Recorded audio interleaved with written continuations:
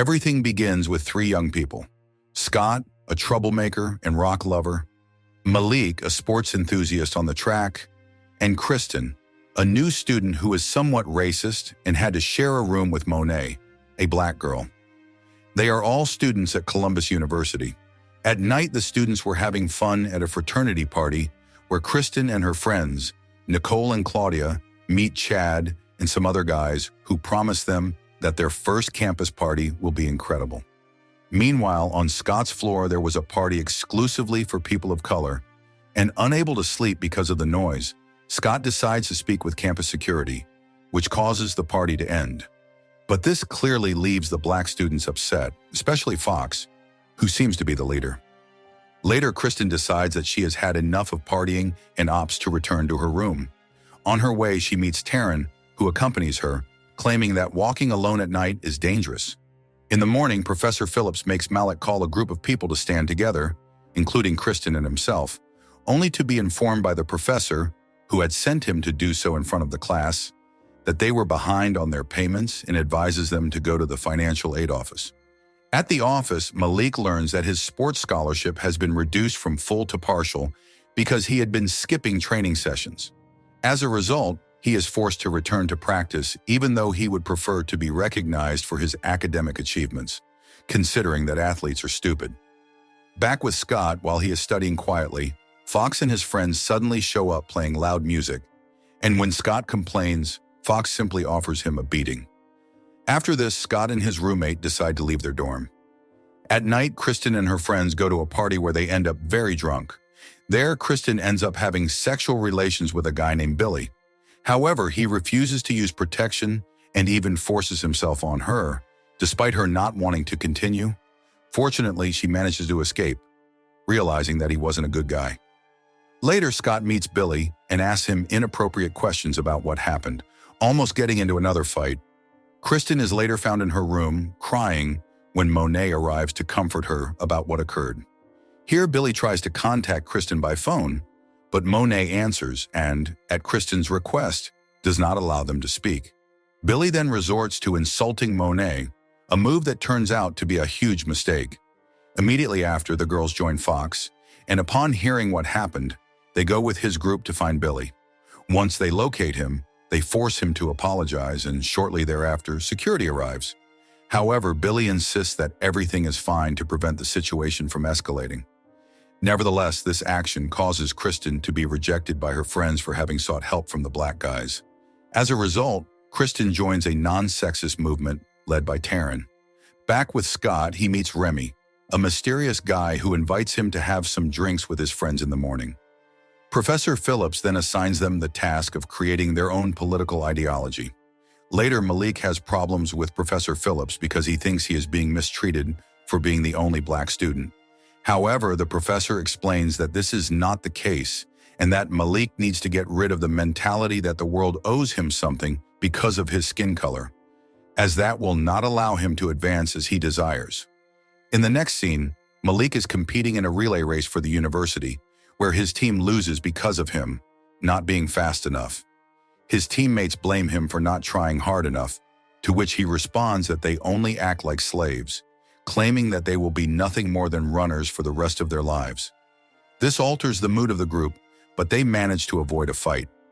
After the competition, Malik flirts with an athlete girl named Techa, and it appears his advances work. Meanwhile, Scott discovers that Remy and his friends are radical racists. However, wanting to belong to a group, he decides to listen to them and accept their ideals, finding a sense of brotherhood with them. On the other hand, he helps Malik study. Back with Scott, he begins to feel a growing disgust towards people of other races. At the same time, Kristen meets Wayne, a guy who seems interested in joining her group.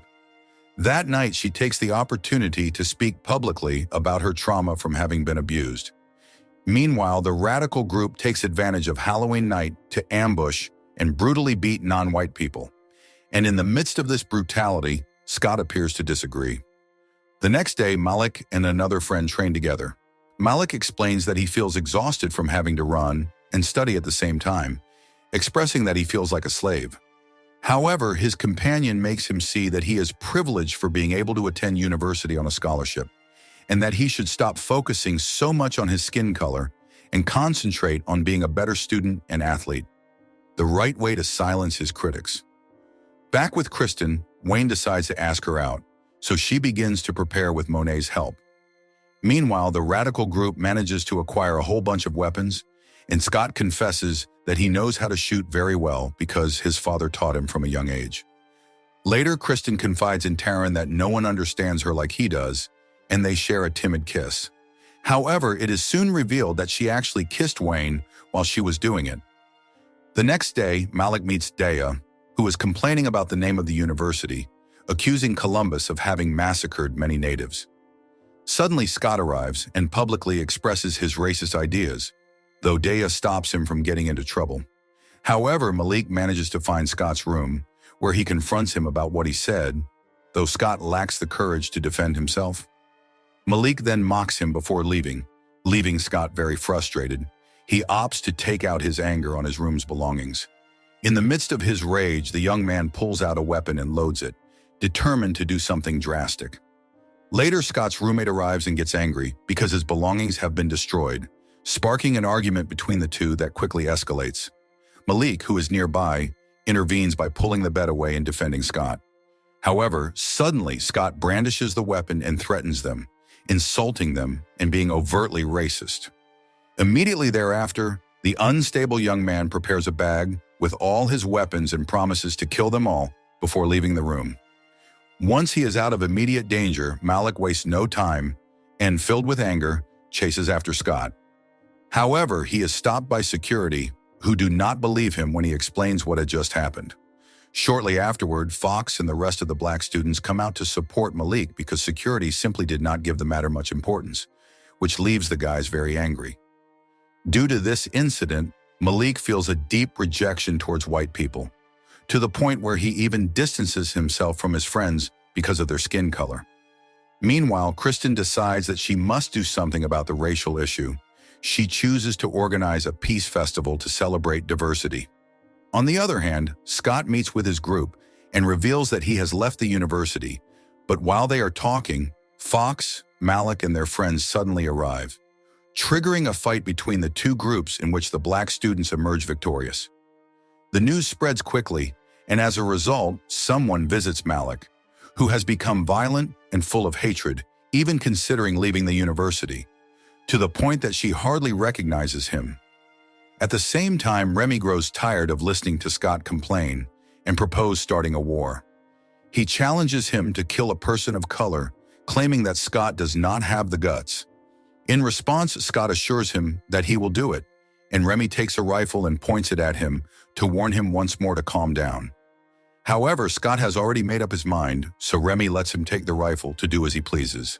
Immediately after, the unstable young man prepares to commit his misdeed, taking advantage of the peace festival. Using the sound of an approaching plane, Scott begins shooting, and in the midst of the chaos, he manages to shoot Daya, who dies while agonizing in the arms of her boyfriend, Malik. This event completely shocks Malik, who, filled with nothing but hatred and thirst for revenge, goes in search of Scott. Eventually, he finds him, and the two begin to fight. When Malik has Scott cornered, guards arrive and start beating him, allowing Scott to escape. Despite this, the officers realize what happened and chase after Scott, who finds himself with no escape and deeply remorseful for having become a murderer. Realizing he has nowhere to go, Scott apologizes to Malik and takes his own life, thereby denying Malik the revenge he craved. Once his thirst for blood subsides and he realizes that he has just lost the love of his life, Professor Phillips detains him to prevent him from committing another act of madness, consoling him for his loss. That night, once everything has calmed down, the radical group proclaims Scott Martin dead, declaring that he died fulfilling his duty in the name of white male supremacy. The next day, Professor Phillips and Malik discuss the young man's future at the university, and Malik decides that he will think about it later. Later, Malik visits the memorial set up for the deceased, where he finds Kristen very distraught because she believes that all that happened was her fault since she organized the event. However, despite her loss, he decides to comfort her, setting aside his hatred for white people and understanding that the true culprit behind that day's events was hatred itself. If you want interesting movie recaps, like, share, and subscribe to follow us for more movie recaps.